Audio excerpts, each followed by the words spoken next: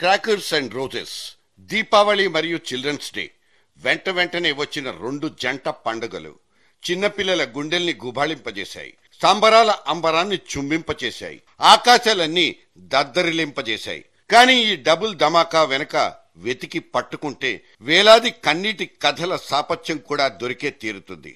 Yes, నవనవలాడే రేపటి సమాజానికి నిర్మాతలంటూ చాచా నెహ్రూ చాటింపు వేసిన ఆ చిన్నారులే పటాసుల ఫ్యాక్టరీల్లో జీవితాల్ని సమిదల్లా మార్చేసుకుంటున్నారు. నిండు నూరేళ్లను మధ్యలోనే ముగించుకుంటున్నారు. శివకాశి ఛిద్రమవుతున్న బాల్యానికి అదో చెరగని చిరునామా.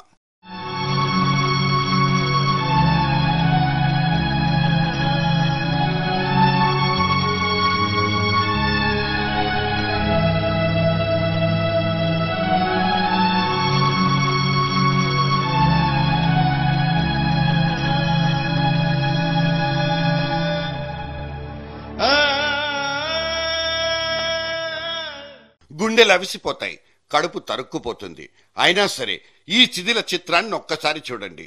12 సంవత్సరాల వయసున్న ఒక అస్థి పంజరానికి మాంసపు ముద్దల్ని వేళ్లాడదీసినట్లున్న ఈ ముఖ చిత్రం ఒక్కటి చాలు శివకాశి కార్ఖానాల్లో నలిగిపోతున్న బాల కార్మికుల దుర్వ్యవస్థను అర్థం పట్టేయడానికి.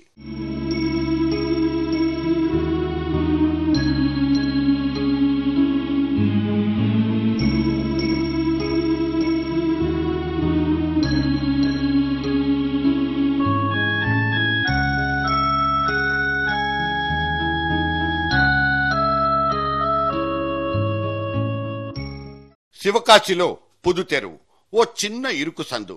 ఇక్కడి నుంచే ఏటా 1000 కోట్ల బాణసంచా వాణిజ్యం జరిగిపోయేది. దానికున్న ఇంకో ముద్దు పేరు చిన్న జపాన్. ఇక్కడున్న క్రాకర్స్ కార్ఖానాల్లో 20,000 మందికి పైగా కార్మికులు. అందరూ 8 నుంచి 12 ఏళ్ల లోపు చిన్నపిల్లలే.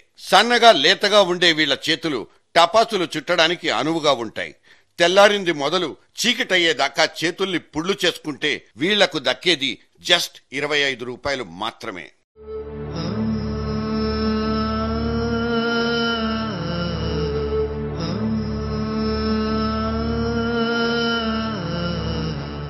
సరైన మౌలిక సదుపాయాలు, ముందస్తు జాగ్రత్తలు తీసుకొని యాజమాన్యపు పాప పంకిలం కారణంగా ప్రతి దీపావళి పండుగ వీళ్లకు 100కు పైగా ప్రమాదాల్ని ప్రసాదించేస్తుంది. వేలాది మంది చిన్నపిల్లల జీవితాల్ని ఇలా బుగ్గిపాలు చేస్తుంది. కాళ్ళు చేతులు కాలిపోయి కొందరు, కంటి చూపు కోల్పోయి ఇంకొందరు. ఇక్కడ జీవోత్సవాలుగా మారే పసి మొగ్గలకు అస్సలు లెక్కే లేదు. చిత్ర అనే ఈ అభాగ్యురాలిది అదే బాపతు. 1,50,000 పైకం కడితేనే ఈ చిన్నారి మళ్లీ మనిషిగా మారేది.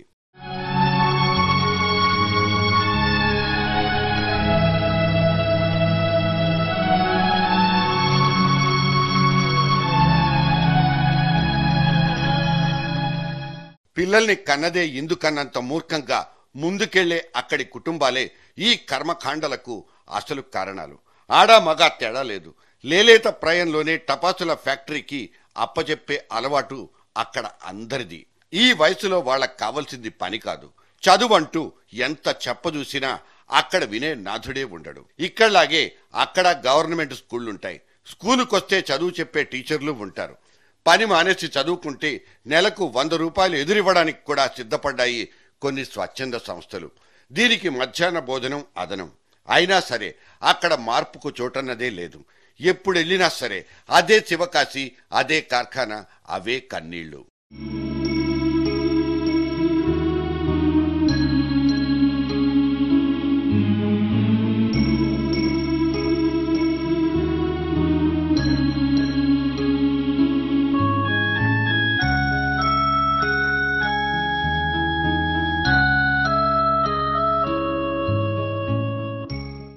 పద్నాలుగు సంవత్సరాల్లోపు పిల్లలందరికీ ఉచిత నిర్బంధ విద్యను అందించడం అనేది సర్కారీ డ్యూటీ. రాజ్యాంగంలోని 45వ అధికరణం ప్రకారం ఈ పని 1960 నాటికే, అంటే 50 ఏళ్లకు ముందే జరుగుండాలి.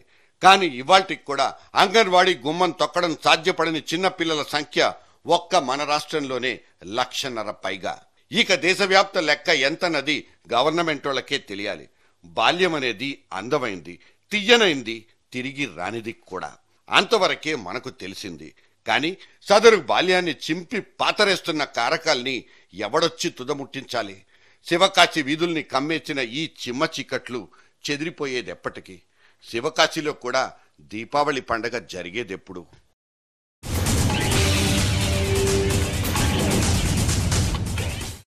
20లో 60 కాదు, 10 లోపే పసి వయసుకు పాతరేస్తున్నావా? చిన్నారుల ఆరోగ్య భద్రతకు భరోసానిస్తున్నావా? ఈ నవంబర్ 14 శుభ సందర్భంలో అఖిల భారత అమ్మానాన్నలందరికీ ఇదొక మ్యాండేటరీ ఆలోచన. ఇండియాలో 70,000 మంది పసిపిల్లలు 10వ ఏటికి ముందే చక్కెర వ్యాధికి దొరికిపోయారన్న చేదు నిజం ఈ అవసరాన్ని ఎత్తి చూపుతోంది. ముద్దు మురిపాల చాటున ఉక్కిరి బిక్కిరయ్యే పసితనం వాళ్లకు తెలియకుండానే వార్ధక్యంలోకి జారిపోతోందేమో అన్న సందేహాన్ని పుట్టిస్తోంది. మర్మం తెలియని ప్రాయం కాయ కష్టం చేస్తూ ఉంటే ఆడే పాడే బాల్యం కలా శిథిలమవ్వదా? చిరునవ్వులావి చిరువాశలావి. ఇవాల్టి బాల్యంలో సహజత్వం చచ్చిపోయింది. ఇది ఇప్పటిది కాదు, ఎప్పటినుంచో ఏడుస్తున్న ఏడుపే. నిజానికి ఆ బోసినవ్వుల్లో నిర్మలత్వం చూసి ఎన్నేళ్లయింది? పాలపొడి డబ్బాల నుంచి గ్లోబలీకరణ పర్యవసానాల దాకా అన్ని పసితనం మీద దాడి చేయడానికే పుట్టేస్తుంటే 10 ఏళ్లలోపు జీవితం ఆరోగ్యకరంగా ఎందుకుంటుంది? మనం బతుకుతున్న ప్లాస్టిక్ బతుకుల్ని పిల్లల మీదికి బలవంతంగా రుద్దేస్తున్న వైనం రేపటి తరం ఏ తీరాల్ని తాకుతుందోనన్న భయాన్ని సృష్టించి పెడుతోంది. ఇప్పుడున్న బాల్యావస్థను ఉన్నవాళ్ల పిల్లలు లేనివాళ్ల పిల్లలంటూ 2 జాతులుగా విడదీస్తే వాళ్లను పట్టి పీడిస్తున్న కష్టాల్ని కొంచెం ఈజీగా లెక్కలేసుకోవచ్చు.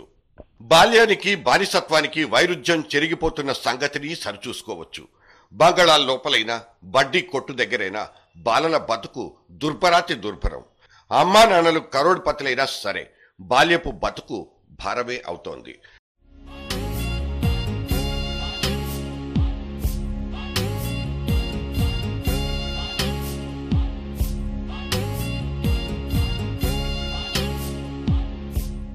ఖరీదైన పిల్లలకు కాన్సెప్ట్ స్కూళ్లుంటాయి.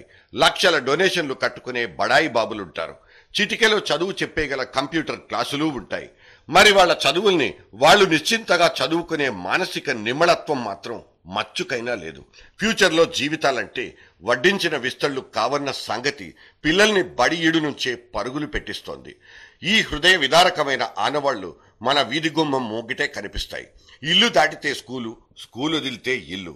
గుడ్ మార్నింగ్ నుంచి గుడ్ నైట్ దాకా ప్రతి నిమిషాన్ని డే టు డే సిలబస్సే శాసిస్తున్న పరిస్థితి. చిట్టి బెదళ్లను మొదళ్ల నుంచి నరికేస్తున్న ఇవాల్టి కంపల్సరీ చదువులు వీళ్లను ఏ గమ్యం దాకా తోలుకెళ్తాయో తెలీదు. కార్పొరేట్ చదువులొచ్చి పిల్లల్ని పురుగుల్లా మార్చేయడం మన కళ్ల ముందే జరుగుతున్న దారుణం. ఒక్క క్షణం రిలాక్స్ అవుదామన్నా ఛాన్స్ ఉండదు. ఇక ఆటపాటలకు చోటెక్కడ? ఇంట్లో అమ్మా నాన్న కొడతారు. బయటికెళ్తే పోటీ ప్రపంచం వెనక్కు నెట్టేస్తుంది.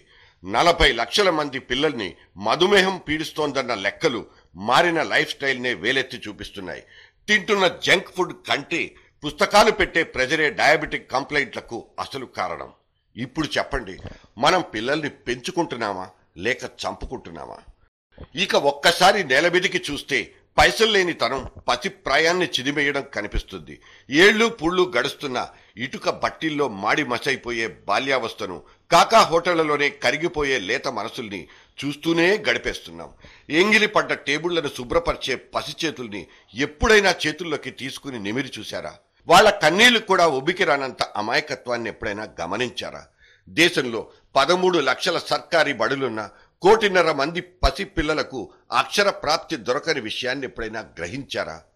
మరి బుగ్గిపాలవుతున్న ఈ బాల్యానికి దిక్కెవరు?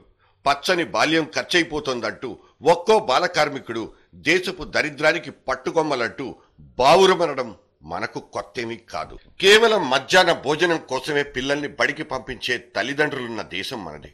4 కూలీ డబ్బుల్ని కోల్పోతామన్న భయంతో పిల్లల్ని బడికి దూరంగా పెడుతున్న బడుగు కుటుంబాలు ఇప్పటికీ లక్షల్లో కనిపిస్తాయి. ప్రభుత్వాలు, స్వచ్ఛంద సంస్థలు చచ్చి చెడి బడిబాట పట్టించిన 5వ తరగతి లోపలే ఇంటిదారి పట్టే పిల్లలు 3 ఇది మనకున్న ప్రపంచ ప్రఖ్యాతి. నడి వీధిలోన నలిగిపోతూ ఉంటే, బడి ఒడికి దూరమవుతూ ఉంటే, వసుదైక కుటుంబం అనేది మసిబారిపోద మరి ఇలాగే. మేం బాగా చదువుకుంటాం సరే, మీరు బాగా పాఠాలు చెప్తున్నారా అంటూ నిలదీసే కౌమార దశలో ఎంత వేదనుందో లెక్క తెలుస్తుంది. అక్కడ పుట్టే అసహనం తిరుగుబాటు భావాన్ని తట్టి లేపుతోంది. ఈ హెచ్చరిక బడిపంతులకు మాత్రమే కాదు, అర క్వింటాలు పుస్తకాల్ని భుజాల మీద పడేసి షేర్ ఆటోల్లో కుక్కేసి పంపే తల్లిదండ్రులకు అప్లై అవుతుంది. పిల్లల బుర్రల్ని బరువెక్కించే పేరెంట్స్ అందరికీ ఇదో తుపాను హెచ్చరిక.